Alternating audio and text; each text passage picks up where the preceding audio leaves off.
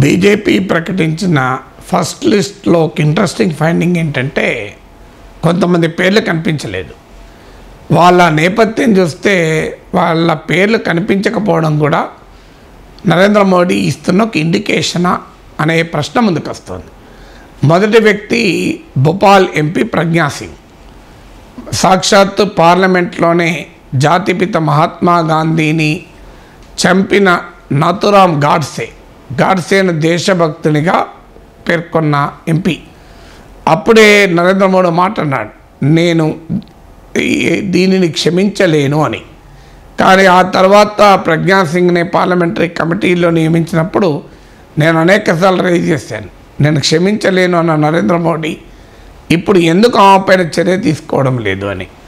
ఆమె పార్లమెంటు సభ్యత్వాన్ని కనీసం ప్రశ్నించలేదు. సాక్షాత్తు గాంధీ మహాత్ముని చంపిన గాడ్సేను దేశభక్తుడిగా పార్లమెంట్లో వ్యాఖ్యానించడం. సో భారతీయ జనతా పార్టీ నాకు సంబంధం లేదు, ఆమె వ్యక్తిగత అభిప్రాయం అంటారు.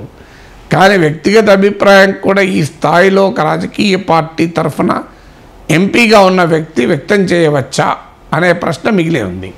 ఇప్పుడు ప్రజ్ఞా సింగ్కు ఈసారి టికెట్ ఇవ్వలేదు.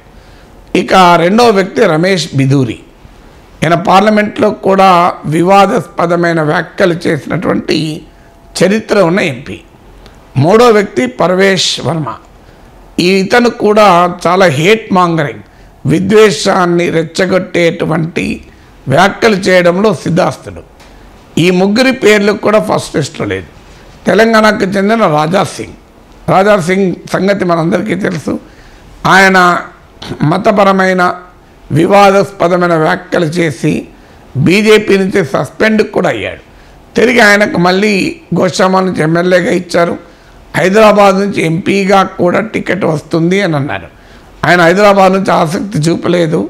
సికింద్రాబాద్ అలాగే జహీరాబాద్ అడిగారని. బట్ కారణం ఏదైనా వివాదాస్పద వ్యాఖ్యలకు పేరుగాంచిన రాజా సింగ్కు కూడా మన జాబితాలో లేదు.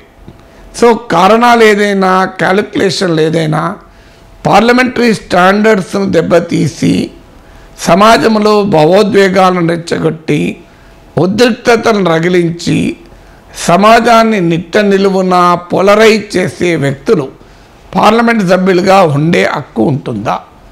సో పార్లమెంట్లో కూడా ఫ్రింజ్ ఎలిమెంట్స్ అంటారు. సో బీజేపీ భాషలో అయితే వాళ్ళకి సంబంధం లేదు, వాళ్ళు ఫ్రింజ్ ఎలిమెంట్స్ అంటారు. అలాంటి ఫ్రింజ్ ఎలిమెంట్స్ ఒక దేశాన్ని పాలించే అధికార పార్టీ తరఫున పార్లమెంట్లో ఉండవచ్చా? ఈ ప్రశ్న ఎదురవుతూ వస్తుంది. అందువల్ల ఇలాంటి వ్యాఖ్యలు చేసి వివాదాలు సృష్టించి సమాజంలో విద్వేషాలను రగిలించడమే పెట్టుబడిగా రాజకీయం చేసే వ్యక్తుల్ని దూరం పెట్టడం ఆహ్వానించాలి. ఆ మేరకు నరేంద్ర మోడీ చేసిన మంచి పనిది.